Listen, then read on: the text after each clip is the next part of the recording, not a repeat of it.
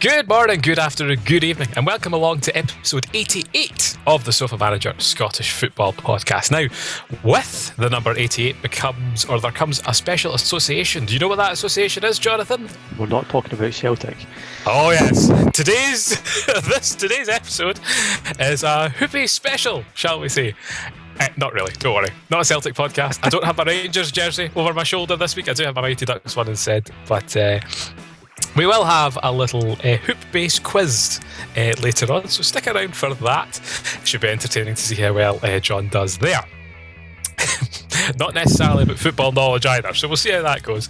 Anyway, on this week's show, we're going to be discussing the new split system for the lower leagues, League 1 and 2. We've not had a chance to discuss that yet.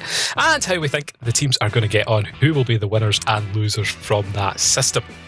We're also debuting an all-new feature called Cage Match, which John's been describing to me in great detail, so we'll see if we can figure that out as we go, but it's based on a cracking old Nike football advert, so we'll maybe get chatting about some of our favourite football adverts as well.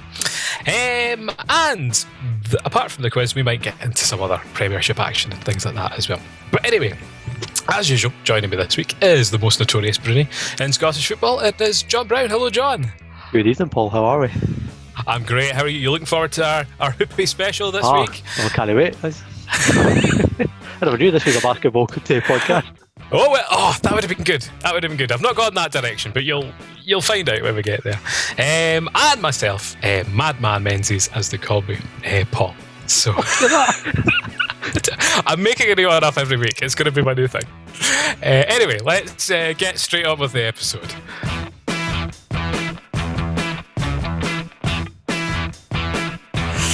Right, anyway, first things first, was the NASCAR on this week, John? I'm going to say no. No, you're rain delay, midnight. It did kick off, but then it was delayed. So we'll see if Martinsville. I don't know where Martinsville is in America. You know better than I. No, Martin doesn't talk to us anymore. Well, there you go. There you go. What, Martin O'Neill? Martin, famous footballing Martins. But the Masters was rain delayed as well. Did you watch any of the golf at all? I've been flicking on and off, to be fair. I think it's the first time in a long time that's had some kind of rain delay. Thunderstorms in Georgia, which is not uncommon, I don't think, in that kind of neck of the woods. Very tropical, just north of Florida, isn't it? But I'm hoping for Hideki. Again, once people will be watching this episode, they'll know. So we won't speculate too much. Where our average football punditry is ropey at the best of times. Anyway. I've got topic 1 down labelled as banana split ? So do you want to describe what's going on with League 1 and 2 this season? You might be more familiar with me being such a hearty Falkirkian fan. This is the problem I've got now being a Falkirk fan is I have to learn an entire new league system all over again. New system, yeah. This kind of follows on the back of obviously the Leagues 1 and 2 being suspended from sort of January time, only recently coming back. So there was a bit of a stooshy, a wee bit between the SPFL and the clubs themselves as to what they wanted to kind of happen for the rest of the season, whether it was going to come back. And if it did come back, it was going to kind of look. So we now find ourselves having a 22-game league season. So everybody's playing each other home and away once. And then at the end of that, the leagues are getting split in half, and you'll play another 4 fixtures. And as far as I'm aware, it's a kind of luck of the draw as to whether your next game is home or away against your opponent in your split. So you should get, in effect, you should have another 2 home games and 2 away games, taking you up to a grand total of 22 games in the league. So are they playing home and away, are you saying, or is it just... Yeah, so you play home once and away. You can almost imagine that being your kind of regular season. And then you'll go into a kind of split tournament, but again, you'll play each other once more, and it'll either be home or away. Okay, so it's like the SPFL system, but smaller. Yeah, it's a kind of mini version. I think it's a mix between trying to line up the lower leagues to the championship, particularly for the playoffs, and I imagine as well it's the kind of be more kind of revenue before the league ends, and sort of time for new season ticket renewals and stuff like that. It just times them over a wee bit. Well, I think this is very exciting. I think one of the things that actually works quite well about Scottish football is the split. In some circumstances, I know that a lot of the league is very much sealed up this season in terms of the Premiership, St Johnstone and Livingston are very much fighting out for 6th place. Anyone who's above the relegation zone and safe doesn't really care about where they finish in the bottom 6. But it keeps the competitive teams kind of playing each other. The only tricky thing is, because there's now 5 teams in the split, is you're not going to get that final day of the season, everyone playing at the same time and not really knowing. And like, someone will know what they have to do, essentially, on the final day. I think it works really well in the Scottish Premiership. I think it's one of the few things that we do really, really well. I know it looks kind of bizarre to the outside world, but it's actually really enjoyable. It gives the kind of teams in the middle of the league during I hate calling it the regular season, but that kind of usual period, they have a kind of fight for who's going to finish top 6, who gets to play the big teams, and at the same time, it makes the bottom of the league in particular really fantastic right up to the last game. Particularly this season, I mean, this could easily go down to the last 5 minutes of the season between Kilmarnock, County, and Hamilton as your kind of bottom 3. I think in that order as well. This is going to be fantastic, and it's, as much as no one's in the stadiums, I am really looking forward to this. As a kind of neutral fan, out of those 3, I want Kilmarnock relegated, but that's a purely biased Falkirk thing. So sorry about that. Well, but you saw that like in the match on Saturday with the sort of 2-2 draw was the impetus from both sides. So barnstorming game. It was actually really good to watch the highlights. Yeah, I mean, hopefully this is something that we'll see, because most of the, like League 1 and League 2, aside from Queen's Park, who are kind of the outliers, it is looking very competitive for, who's going to go up, who's going to go down. Absolutely. So that's cool to see. I personally think that they should I would like them to see them double the points for these post-split fixtures and make them 6-pointers, because everything's out the window. Like, this is a 12-point fixture. It's like, wow, this is great. Anything can happen. And it would mean like someone wouldn't win the league as early, they wouldn't be relegated as quickly. But football's very traditional in that sense, in that I can't name you a league out there that doesn't give 3 points for a win and 1 point for a draw. I think they'll do it. It's universal. It might even be like the FIFA law. I'm never too sure, but probably. Well, if you ever want to make it more exciting, take Paul's idea of doubling up the points to 6. Right. So my first point here in terms of the sort of splits in League 1 and League 2 is who will thrive and who will dive. So hopefully, if I get up, I've got the tables. We'll start with the top of League 1. Yeah, that's a tricky one. There are still 2 fixtures to go. So there could be a bit of chopping and changing here, but Falkirk Cove, Partick Montrose, East Fife down to Airdrie on 23, possibly Peterhead on 20. So we don't have the lists filled yet, but we can, I think, pretty confidently say, Falkirk Cove, Partick. Potentially Montrose as well. Yeah, I mean, a lot could happen. But the way League 1, as you look at the table, that top 5 and bottom 5, I think that is actually how that league's going to finish. Pre-split. Falkirk in particular have 2 very tough games coming up away from home. One's away to Cove, which is a massive 3-pointers in terms of sort of deciding who's going to win that league, and then they're away to Peterhead as well. It's the kind of last 2 fixtures. Comfortably couldn't get any points out of that, given the way they've been kind of playing every now and again, particularly in the kind of week there against Airdrie was absolutely shocking. They played a lot better against Clyde, but it's kind of squeaky bum time, really is. It's kind of getting a wee bit worrying.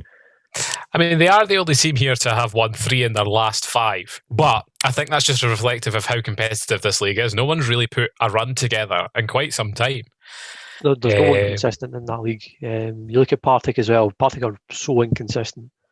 I mean, a couple of weeks ago, right, kind of when these kind of started back again, you kind of looked at Partick and thought, you're not even going to make it into the top 5. But they've kind of pulled it together a wee bit. I think they should make it in. They should make the playoffs, but I don't think they'll necessarily challenge for the title. It is so tight with so few games to go. And then when you go to that kind of final 4, it's anyone's guess. I mean, I wouldn't be putting any money on it, that's for sure. I think I would agree with you in terms of probably finish as it is. You'd see Falkirk going up and probably Cove and Partick battling it out for whoever would go on to play. Would currently be Morton, but it could be Arbroath. I think it's somewhere else. Arbroath, I think, more than anyone else. Could be. So I think Partick, again, they've just not been strong enough and consistent enough. They do have a game in hand at the moment. They still would get up to Cove. And Cove kind of launched out the gates at the start of the season and then haven't really hit the same form since. It's really difficult to actually look at form over the season, especially with this kind of weird kind of break in between. Yeah. It's difficult to see who's actually managed to kind of keep a bit of momentum going through this. It's very hard to tell what will actually happen when you get to a kind of playoff stage, but would you really fancy any of that, including Falkirk against Arbroath over 2 legs in that kind of environment, in that kind of playoff scenario? Probably not. The only thing we have to go off is that Falkirk did knock Arbroath out the Scottish Cup recently. I don't think it was a particularly convincing performance. Not from either way. Really. Yeah, so I think everyone is very much on the level for competing with Arbroath. But we've always... this is the weird playoff, isn't it? Where Arbroath would actually drop into the 4 of them. Yeah, so you're basically playing what would be 4th will play 9th in the championship. Yes. 2nd will play 3rd. So you could conceivably end up with Falkirk versus Cove over 2 legs and Partick against Arbroath over 2 legs. And then those two would play each other over 2 legs, the winners of those ties, which is really tough. We'll see what happens. I think it's tough. Yeah, I think Arbroath would probably beat a side like Montrose, East Fife or Airdrie to go into the final, and whoever went through Cove and Partick. I mean, if Cove got to the championship, it would be a sensational rise. Oh, definitely. It's under some terrific management, if I do say so myself. All the feels are great now, all about it. Yeah, maybe. We'll wait and see. Forfar, a bit adrift at the bottom with 11. Yeah, they're doomed. But then Dumbarton and Clyde, 16 points and 17 points respectively. Who looks the worst out of those two for you? Well, what I was saying, Clyde were really abysmal against Falkirk on Saturday. Really, really poor. I mean, I'd be quite kind of concerned. They have Scottish Cup game as well, kind of thrown in the mix, which is an additional game that they probably don't want. They'll obviously enjoy being in the Cup, but I think in terms of another game to kind of try and get themselves through, it's not ideal at all. I can't remember who they've got, to be honest, but that's tricky. All the knowledge here on the Sofamanager Scottish Football podcast. I try my best. To be fair, you know that they're in the Cup, so that's more than probably most people know. Dumbarton, I remember the only time I really seen them was play against Aberdeen. They looked fine, which probably means they're abysmal. We'll wait and see. It'd be a shame for them to go down at League 2. That'd be quite a fall for them, having been consistent championship performers in recent years, but we'll see how that goes. If I skip to my League 2 table now, Queen's Park, who are unbeaten this season, they've drawn 2 games. So that looks fairly dead certain. That really annoys me because that's basically SFA money that's pumping them through. Aye, it's a championship squad. Aye. Well, it's a very poor championship squad, I'll put that on the record, but nevertheless, there's a lot of players in there that should be playing at a higher level. I think there's a lot of people hanging on to make their careers look good right now in what is probably terrifically easy. So that's it. I think that's why that Hibernian lady's gone there, because it's a slam dunk. Definitely. As far as she's concerned at the moment. But Edinburgh City, Stirling Albion, Elgin, 29, 29, 28 points. So all to play for between those 3 sides. Edinburgh City very much in form. I think Gary Naismith was manager of the month last month in League 2. Yeah. But David McCracken and Lee Miller were last month's League 1 managers of the month. So there's not much we could really read into that. No, I wouldn't take too much out of that. So best of the rest. So it's nice and competitive there. The fact that they will all play each other. They'll probably be hoping and praying that Stranraer don't finish 5th, but it looks like they probably will. So they'll throw a spanner into the mix, especially a Stranraer Elgin swap fixture. It's going to be a long journey for someone, so have a good time there, lads. No, that's no fun. I know. That's the highest Stirling Albion have been in quite some time. It'd be good to see them in League 1. But same with Edinburgh City, 2 clubs with potentially quite large fan bases. Yeah, they are moving back to Meadowbank as well next season. Really? I was reading a little bit about that. So that's quite smart. I mean, to be fair, the Meadowbank of old doesn't exist, which I was really disappointed when I've seen kind of renders of the new stadium, and I still got the same feels to it. Do they rebrand, John? Do they go with the Meadowbank Thistle? Nah, you have to stay as Edinburgh City. I think even just as a kind of, this is terrible, but a kind of touristy vibe for Edinburgh City, Yeah. I think it's pretty much on point, because it's not too far away, because you could kind of walk across Carlton Hill almost kind of to Meadowbank. Yeah. I think you're onto something there. I think that's really cool, actually, because it was always really weird turning up. Is it Ainsley Park they play at? Yeah, it was Spartans, they were ground sharing. Well, that's the thing. It was like, park. it was great, but like it was embroidered with Spartans left, right, and centre, Aye. and they very much felt like it kind of wasn't their own. So it's cool that they're doing that. The logo's really cool. Don't know how many kits they actually sell on the back of tourism. You'd have to be looking pretty hard, but there's some hardcore football tourists out there, so that's pretty cool. Disappointed with Stennismuir this season in 6th, 19th, just another pretty meh season. Petered out. Has a bit. Moved on some of their sort of more experienced players in the summer, and then some out on loan for the sort of pushes that teams in the upper leagues are having, so they're very much kind of spinning their wheels. But good strategic partnership with Hibernian. I think young lad at the weekend scored from Hibernian, so hopefully that bears fruit in the future. But then we go down to the doldrums of Scottish football, the teams that you do not want to play, starting with Albion Rovers, Cowdenbeath, and an Athletic, to be fair, and Brecon City, the darlings of Scottish football, as I said last week. Yes, not the right kind of word for that.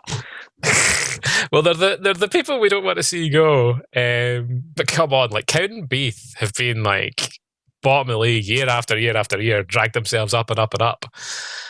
I would have preferred to see them go, but likelihoods, I was explaining to you earlier, Brecon City, because Brora Rangers and Kelty Hearts have played so few games, the SPFL are currently unsure as to whether they meet the criteria for membership of their leagues. So the pyramid playoff tends to be a bit of a farce in one form or another. This is this joke that the Highland and Lowland don't fall under SPFL kind of rules. It's all under the SFA, so it's a completely different it's a kind of a tournament, I suppose. And similarly with that playoff game is it's either an SPF, it's an SPFL ran tournament. So basically, the Highland and Lowland League team are invited to play. It's a formality they accept. Yes. The SPFL are well within their kind of the rights of their kind of document to say no, we're not bothered about it. Yes. And that's a joke. I mean, how on earth can you turn into two? They're legitimate winners. I mean, I know they've only played a couple of games, but well, Brora played 3 games. I'm sure he played them last season. Like both of them won the respective leagues. So this is a joke. To have it happen 2 seasons going is unacceptable. But did Brecon finish last season? They did comfortably. They did. Okay. Well, that I think puts more merit to your point of it being totally unfair. But we are well aware of the SPFL organisation and their intentions. So there's every chance that this gets kiboshed. And as I say, Brecon are darlings of Scottish football. All the League 2 press releases will have a picture of Glebe Park on them, for example. I can't believe Annan have done so badly this season. It's a shame. You must have had a poor season behind Cowdenbeath and Albion Rovers, who just lose every week, as far as I know. Never ideal.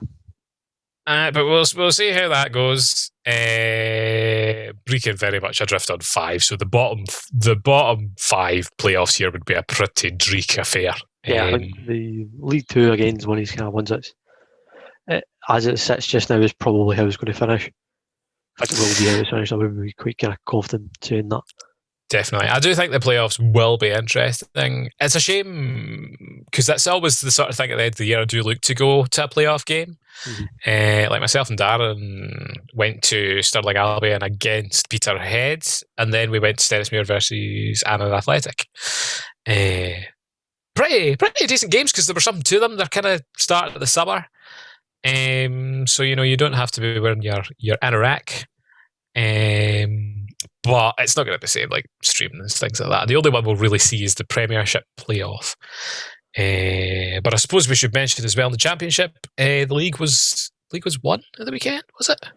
Well, I'm not so sure. I mean, it's been so quiet.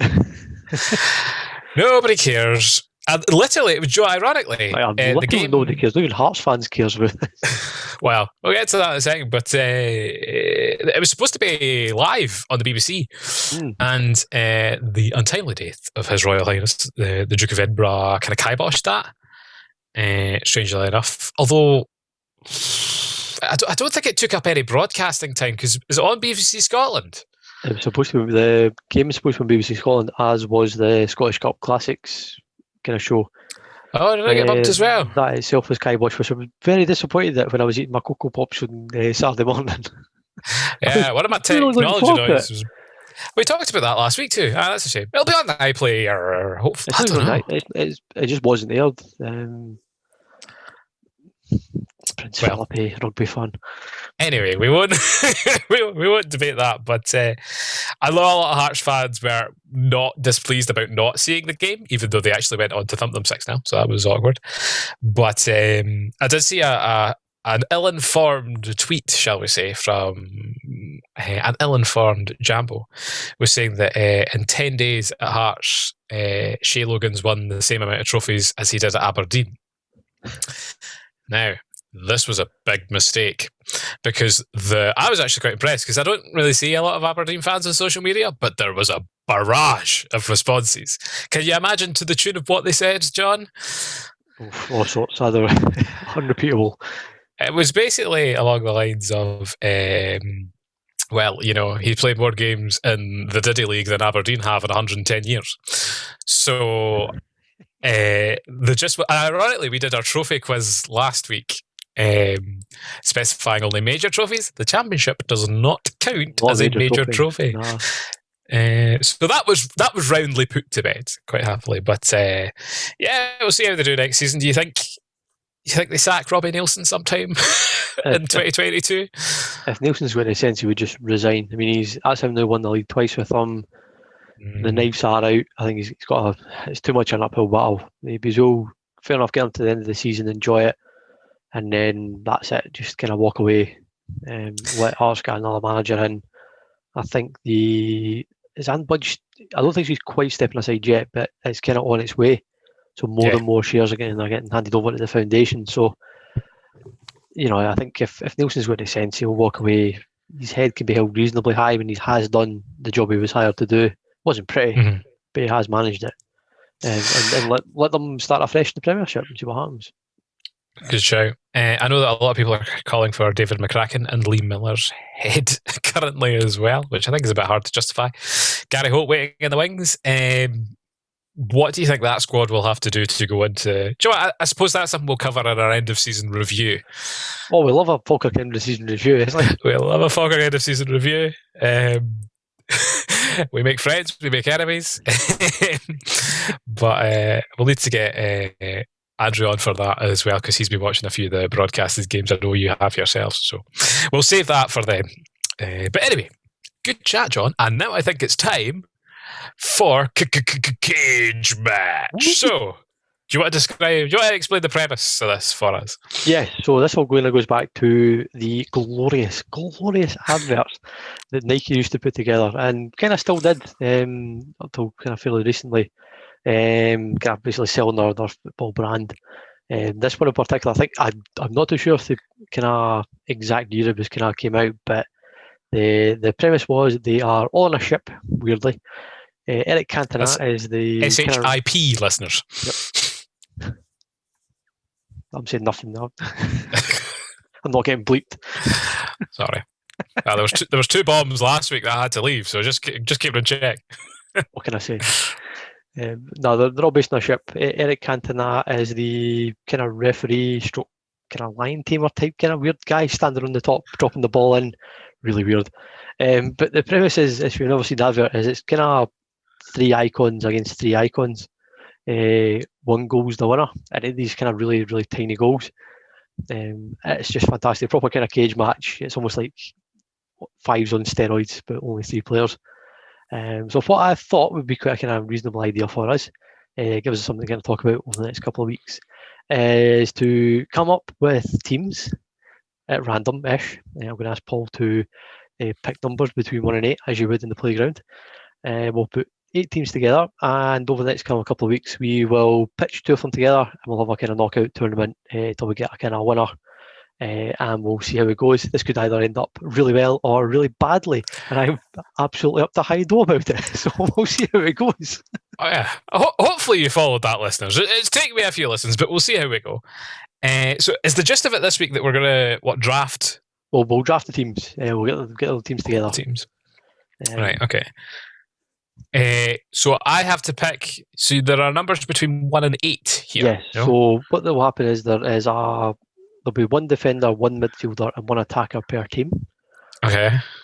So I just need to basically kind of have you to say, give me kind of a list of numbers between 1 and 8 in a random order, and I'll put them into the teams, and then we can do that for defenders, midfielders, and attackers, and then I will disclose those teams once we've got them all in order.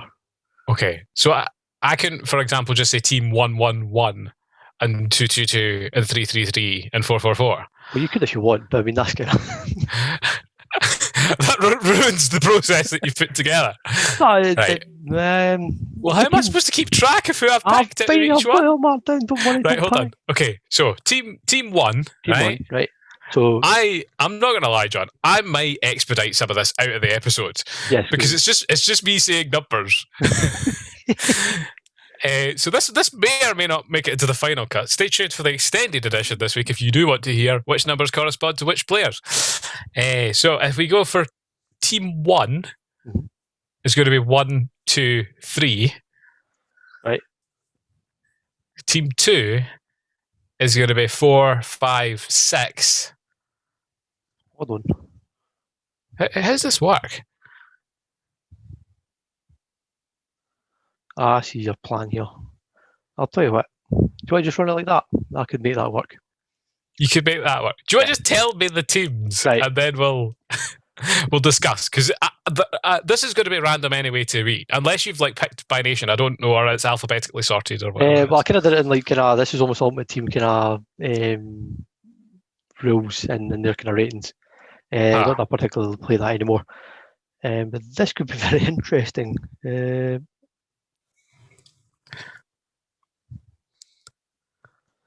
Let me tell you what. Let's talk about what's your other kind of favourite kind of footballing adverts? While I write all this down. Okay, I'm definitely gonna chop this into some sort of. So whilst John organises the teams, I'm going to talk about some of my favourite footballing adverts. So there are a few different ones. The one I kind of mentioned, it was still on actually one of the Scottish commentators' Twitter that he is in this advert. Paul something?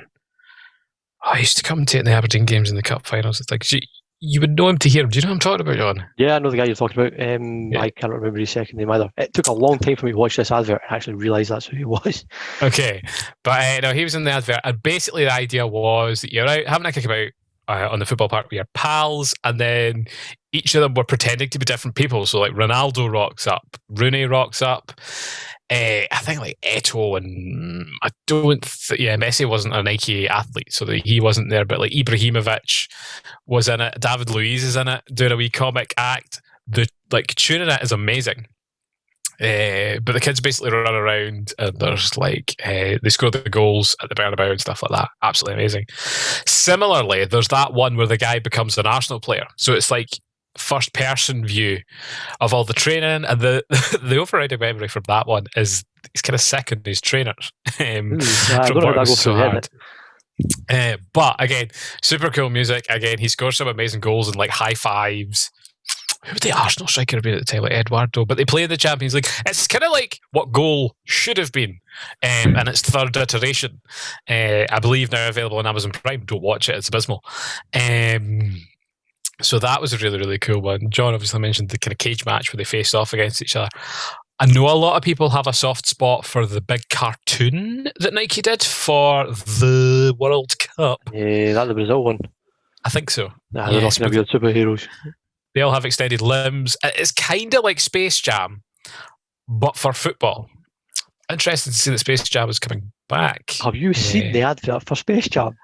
It looks pretty crazy. as I was working on the topic of like hoopy and subjects anyway, that's the kind of good. Well, that works, yeah. It looks atrocious. I think it's not cartoon. It's just CGI. It's rubbish. What's happened? There's a 3D model appearance to it. So instead of the Looney Tune style, it is CGI animation. But the kind of it's different. I thought they would just run with the same plot. It'd be slightly different, but it's different. Like they go into these different worlds and things like that, and he's trying to rescue a kid. We will see how much character Mr.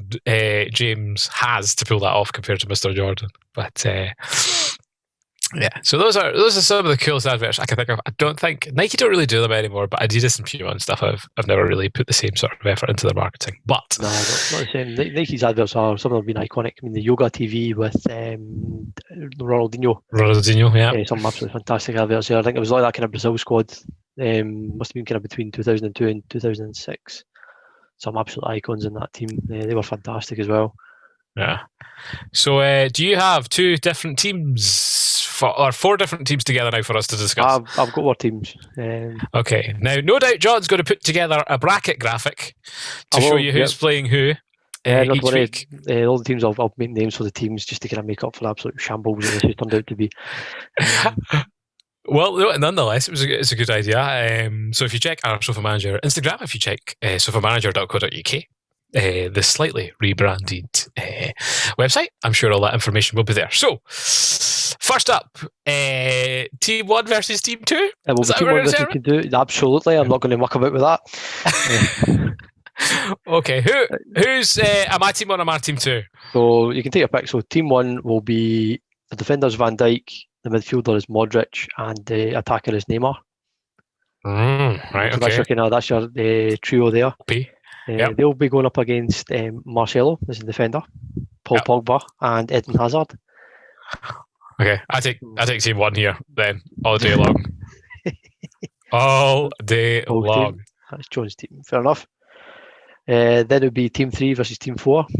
So Team 3 is David Luiz. Yeah. This is one of these kind of weird ones where he's not a good defender, but it would be standing on the 5-a-side pitch. Saint-Maximin, who is just the best player of all time. Are you joking? If you put... He is outstanding. I'm sorry, but he's just the best player in the Premier League just now. I can't like John. I saw someone tweeted at him that he wouldn't even make the bench at Everton.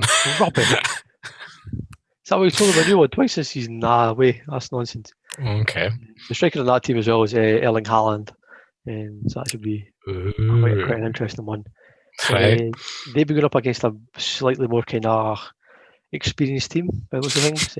Actual well-known people. Sergio Ramos, Marco Verratti, and Lewandowski. Well, I picked Team 4 there. Fair enough.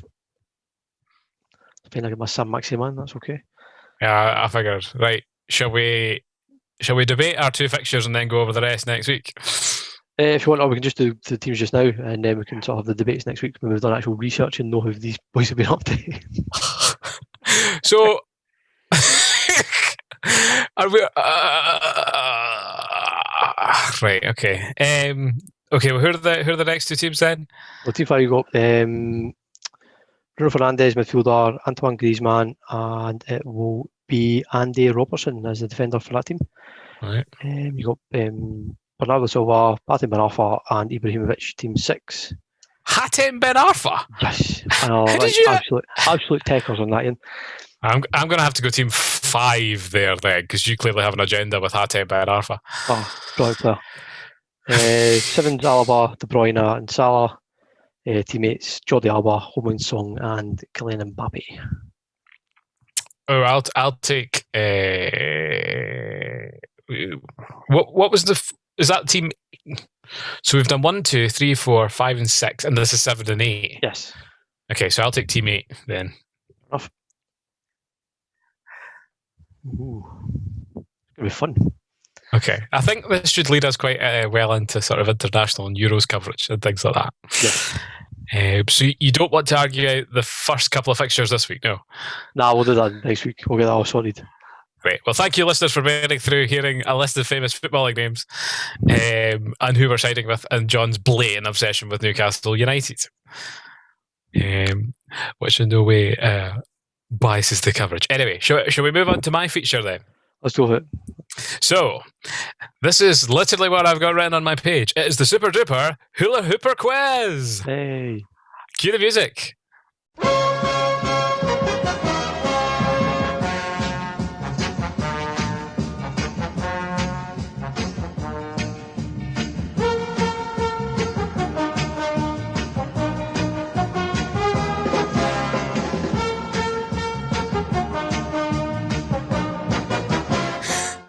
Love a bit of trumpets.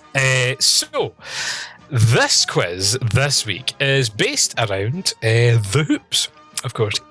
888 episode this week. So, do you know what player this... Actually, no. I'm not even going to tell you what player this was predominantly going to be about. I'm going to leave you to try and hopefully figure it out. So, you, John, are going to have 88 seconds to answer questions on all things hoop related. Okay? Every time you get a question right, I'm going to give you 11 points for no other reason. And the aim of the game is to reach 88 points by the end of the quiz. Right. Okay?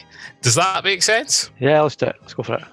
Okay, let me find my clock app so I can start my timer. If you think you know your answer before the end, you can shout at me and then we can move on to the next one. It's much like the sort of quick quizzes they do on the radio and things like that, okay? Make sense? Yes. Okay. 3, 2, 1, go. Gary Hooper wore which number for Celtic? 88. Correct. He now plays for Indian Super League team Kerala what? It is named after a it's named after a Star Wars weapon. Lightsaber. No, the blasters. Oh. Lightsaber. Okay, good guess. How many calories can a man burn in half an hour of hula hooping? Is it 200, 500 or 1,000? 200. Correct. What year were hula hoops first produced? 1966, 1973 or 1988? 73. Correct. Gary Hooper was how many goals short of 88 at Celtic? 2, 4 or 6? 6. Correct. How do you do that? Hula hoops are also sold in the nation of Hooper's last club. Name the nation that club was in. Is it South Africa, Australia or New Zealand? Australia. Wrong. New Zealand was the answer. Don't sell them in Australia, apparently.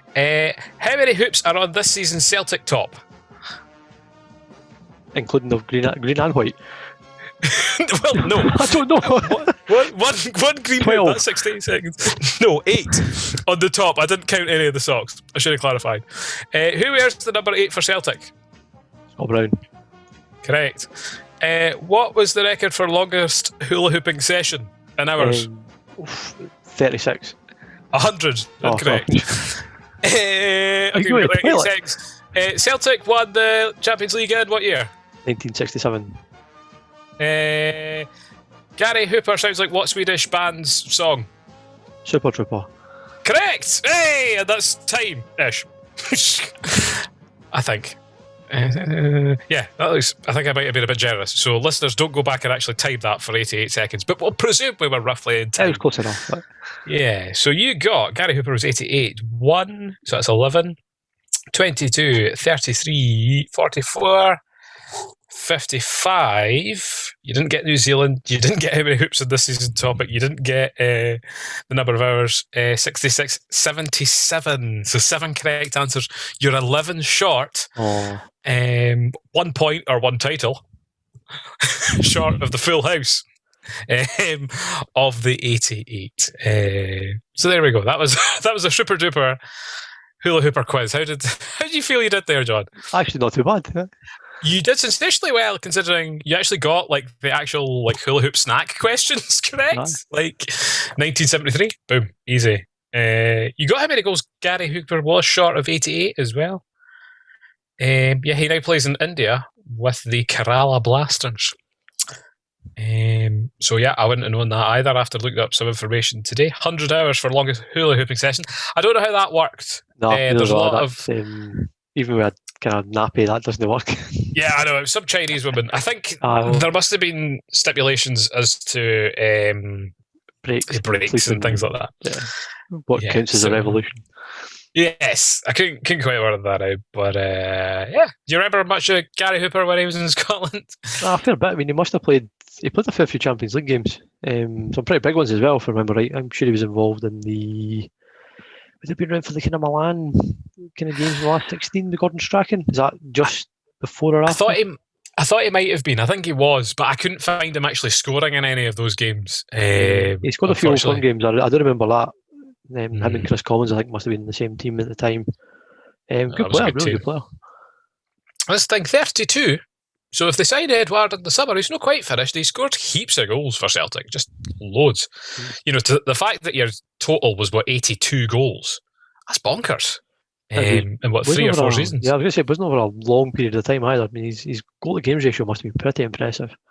I know. But I believe scored against Sparta Prague in Celtic's first ever away Champions League win, which was a confusing statistic. But I presume in the modern Champions League, because they didn't go all the way to Lisbon without winning away from home, presumably. I don't know that much about that. But, so yeah, the Rangers fans will have absolutely tuned out. Probably most people kind of tuned out by now. Perhaps. And in the slightly truncated episode that we got this week. So, last of all, we've got some bits and bobs. Did you see Sports Scene last night? The stroke this morning with the Premiership highlights at all? Yes. Yep. Yeah. So Celtic look different level than they have in quite some time. Look significantly better with having James Forrest back in the team again. You can kind of tell that really good. Certainly Edward had something to kind of play off, which looked a lot better. David Turnbull's coming into a game. I think if Christie continues to be a little bit anonymous, I think Turnbull might be kind of close to taking his place in that Scotland team. But close. I don't think he quite will, but the question is now being asked. And I do think you have to kind of hold your hands up and say El Yunusi is probably better than what Celtic kind of reflect him to be at the moment. He's a far better player than that squad. He had a tremendous game that game, and he's been fairly consistent all season. I think he's not been particularly poor at all. I think personally he's had a really good season. I don't think he's done his. If he goes back to Southampton, I think he's in with a shout of getting in that team. Quite honest, he is Premier League kind of quality. Yeah, it'd be nice if they could hold on to him, but again, if you start playing well, your value goes through the roof. Yeah, especially if you're a goal scoring winger, your sky's the limit. The thing is, obviously the pressure of the league is off now, so do you think they can kind of play without that chip on their shoulder and maybe get back to what they're actually capable of? The proof will be in the pudding on Saturday, 4:00. Potentially. The Old Firm game. Yeah, it's an hour after a certain funeral, so we will see what happens with that. Oh, great. I was quite surprised. I don't know if it's political correct or not, but there was a 1 minute silence across all games in Scotland. I wasn't too sure if that was going to happen or not. But there you go, it did. But I think the Celtic's improvement will all hinge on how well they perform against Rangers in the Old Firm game in the Scottish Cup. That's season defining what kind of happens in that game, because the winner of that pretty much wins the cup. I think it's their last chance to land a punch to make it sting. Yeah, they can kind of turn around and say, well, we've won 14 out of 15 trophies over the last 5 seasons. And fair enough, Rangers have won their first trophy. That's all well and good, but over the longer piece, we've absolutely dominated here. Yeah, I think it gives the fans a little bit more gravitas in a discussion, or a spirited discussion, to say that, well, you won the league, we won the cup, because the two are considered almost as equal, really, in terms of major trophies. The league will obviously, well, it depends on who's talking to who. Depends on what's the cup that season. Yeah, we'll see. They haven't really done that well in these big competitions, but it'll be John Kennedy's last hurrah. In terms of these types, I know that they will play each other again in the split, but if you get some G'd up, if Forrest is firing on all cylinders, if El Yunusi's playing well, the defence has shored up a wee bit, then hopefully we're in for a game. I hope so. I mean, Rangers are absolutely flying, so we're expecting something good. It never normally comes to fruition, but so we'll see. I know. Did you, speaking of derbies, did you tune into the El Clasico derby this week? On and off. Same kind of thing. I actually watching Downton Abbey, but we'll skip over that. Oh dear. Kind of on and off. The weather was atrocious. It's really still weird watching it behind closed doors. Is a kind of weird thing to begin with, and then with Real Madrid playing in their reserve stadium, which is still bigger than most stadiums in Scotland. I was thinking that it's more impressive than most. Yeah, I actually don't know why more people haven't done it, because it's like, it's more convenient. Like, I know the backdrop adds something to it. But yeah, it was pretty dull. What did I end up watching? Dallas Stars were playing Florida Panthers in the ice hockey, which was like 4-1 in the end. So I got to see more goals. For once in my life, I actually got lucky with Was there crowds in that as well? There was, yes. Yeah, I've been watching some of the baseball. Well, we're going off topic again, but there has been sort of small crowds being allowed back into a lot of the stadiums, which is very weird to kind of see on the screen again. I tell you what, I was watching today was the Houston Astros were playing the Cleveland A's, the Cleveland Athletics. Is that right? But something I'd never. It was actually quite good watching. They got 2 runs in the time I was watching. I was like, this must be lucky because the scores are never that high. But the funny thing I saw was one guy.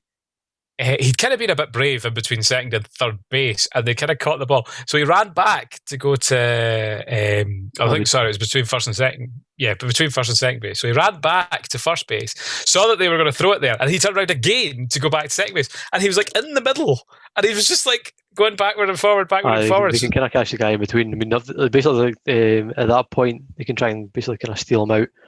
I think that they can actually like hit him with the ball, or like the catcher has to actually touch him to like basically come out. So you just watch some kind of bounce between 2 guys just throwing into each other. It was a wee comedy moment. Funny. Yeah, they had him figured anyway. He was gone, but it was funny for the moment to see him try in a sort of mouse wheel fashion. Other things I've got down here is just the phrase Mitchell Pinnock, who I've never heard of before. Do you know who he is, John? Not a clue. Kilmarnock player. Did you see the highlights of Kilmarnock against Ross County this weekend? I have, actually, yep. Speaking of the Neymar that we're going to talk about next week, had this sensational turn in the corner where he like runs it into the corner, and like, you know that thing where they like scoop it up, totally fool the defender to go down the baseline. The ball was out. I've seen this. I didn't realise that was the guy's name. Glorious bit of play, and I was like, you are person of the week for doing that. I think he scored as well. The biggest thing with Kilmarnock, moving overall ground the game, Kilmarnock do seem to have like quite good kind of attacking options. With Kyle Lafferty and Chris Burke having the sort of season of his life at the age of 37. What a finish, by the way, he had on the sort of half volley. The two of them smashed it. Kyle Lafferty breaking Ian Viger's nose with the looks of things as well, which was quite funny. They didn't really go over that in the highlights. They glossed over that pretty quickly. I think that deserved a bit more analysis. We know how biased the BBC are towards anything Rangers, aren't they? So probably gave them the benefit of the doubt there. I did think I thought Gardine could have won it for them. He had a really good chance late on, and that would be a huge 3 points for either Ross County or Kilmarnock at that point. He'll be very disappointed they didn't put that away. But there was actually some nice play from Ross County, a lot of good passing moves. So I think John Hughes was saying after the game quite rightly that he's miffed not to go away from there with the 3 points, but they did kind of match each other toe for most of the game, it looked like. Really tough to pick who's going to struggle there, because they both look like they have the desire. So Hamilton for the drop for me. Too many injuries, form's not great. I thought they're running too tough. And their highlights, again, I thought they played well, but they just seem to shoot themselves in the foot. They just didn't finish some really, really good chances they'd put together. You could tell that wasn't a great game, because it's still like every other kind of highlight was almost straight into the action. This one was a good solid 10-15 seconds at the start, just showing them sort of coming in and sort of moments of silence, and then into the game you're like, somebody was struggling here. I thought they played some pretty good foot. I'm trying to think. They really hammered the keeper for the goal. I don't think he did that badly. I see, as long as you've cleared it to the centre circle, the defence should have something to do with that. But a great finish from Dundee United, and I think that very much puts Hamilton to the sword, and Brian Rice will be the man to take them down for the first time in like 11 years, 10 years. It's been a while. I mean, it was Hibs they relegated in the playoffs, I think. It was. Only one or two teams to actually kind of come up through the playoff system.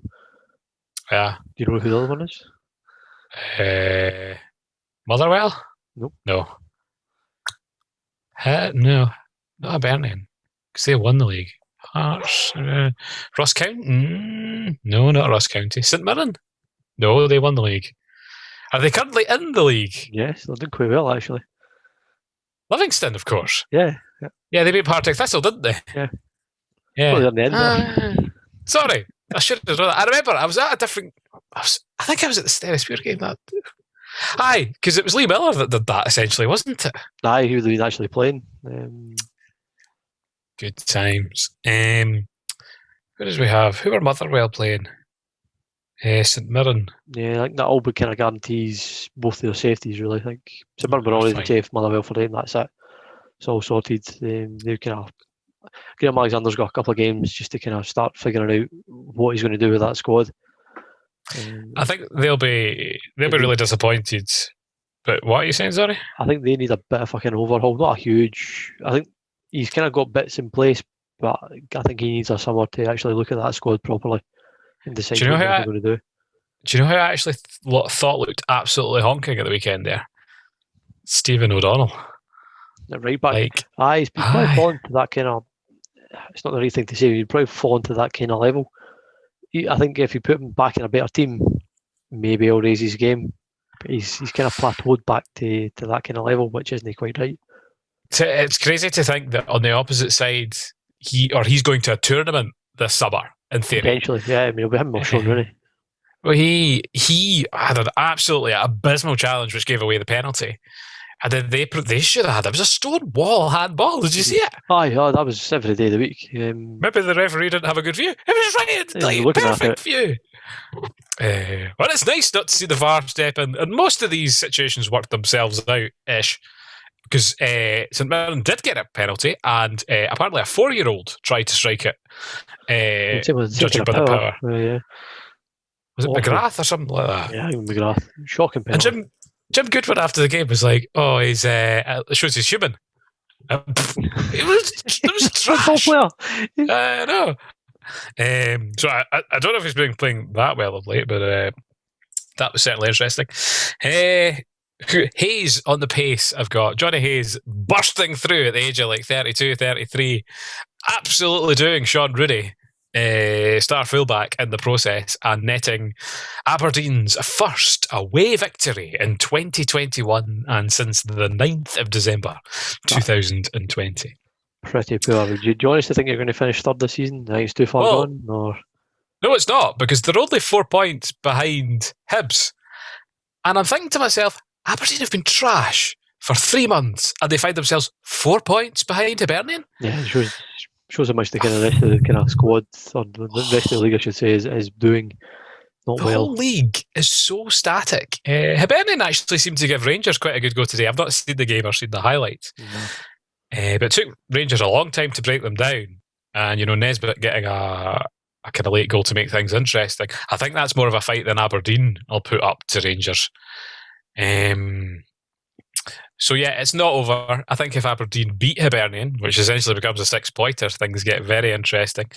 And hopefully, Stephen Glass arrives next week. They do have a massive striker problem still, though. Like, Canberry has just done nothing since he's arrived there. That's one thing I was going to say. I do feel that Shanklin's being shown up a little bit at Dundee United at the moment by the likes of Nicky Clark and Mark McNulty. He's been a kind of strange one. The hype up kind of around him's kind of beginning to kind of fade a wee bit, and more interest and focus has been placed on Kevin Nisbet instead as the next kind of talent. I don't know. Maybe Shanklin's kind of he's found his level. I think he's a very good striker, particularly at Dundee United with those kind of two players around him. But at the moment, I can't see him taking another step up. Like, I can't see him going back to Aberdeen, for example. I can't see him going down to the English Championship to perform down there. That's his level now. I think Nisbet, on the other hand, might still have 1 or 2 steps to go. Yeah, if he's given the right opportunity, he's the only one we're talking about, essentially, in terms of, exciting Scottish strikers. Yeah. But it's obviously very difficult to keep these forms when you go to different clubs, isn't it? We've kind of spoken about him as a saviour for Celtic, maybe sometime down the line, but we'll see. Rangers might fancy it and snap it up because they'll just crocodile anyone that looks halfway decent. Absolutely, yeah, they'll never get a game. We shall wait and see.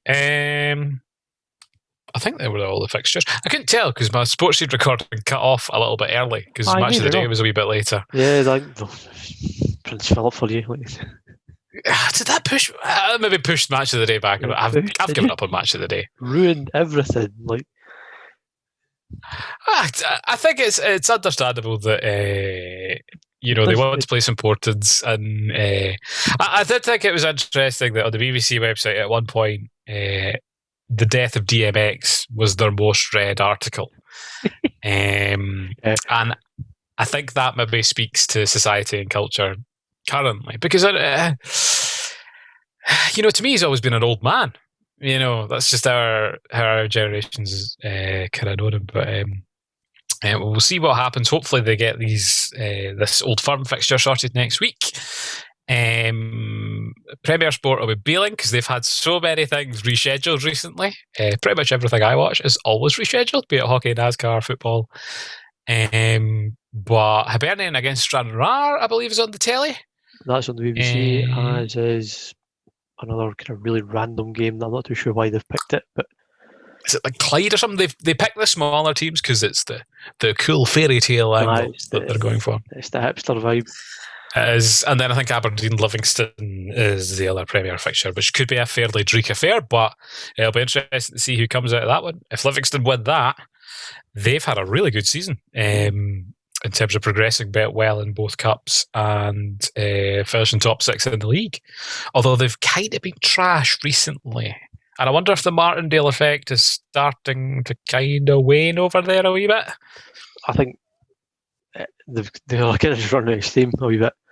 They're quite glad at the end of the season they can look back at it and it's a memorable season for their fans. But next season's going to be interesting for them. I think they have to kind of keep a reasonable core of that squad together and improve it. And they've set the bar unbelievably high. So if you don't finish top 6 and get to at least a semi-final next season, it's it begins to kind of the doubters start to kind of come back out the woodwork again. We shall see how it goes. All very exciting, lots to play for in the coming weeks. And we, as Sofamanager, will be all over it. As well as the Euros as well, which might see 12,000 people into Hampton. I'm not buzzing about it. It just doesn't feel real in a sense. It's disappointment that it's not going to be full and there's not going to be 100,000 people there at Trafalgar Square. I'll be there, but Oh, that's true. That's my local area. Eventually, so I'll be there. One-man band. He'll be there. Well, let's hope we give you something to celebrate, but we'll obviously discuss that in coming weeks. But anyway, I suppose we should start to round things off then, shall we? Indeed. So it's a thank you for listening from myself. Was it Madman Menzies? Madman Paul. From Madman Menzies. All the best, guys. Hopefully see you next week. What do you mean, hopefully? That's grim. We will see you. Yes, we will see you next week. And have a good evening, a good afternoon, and a good morning. Goodbye. Bye.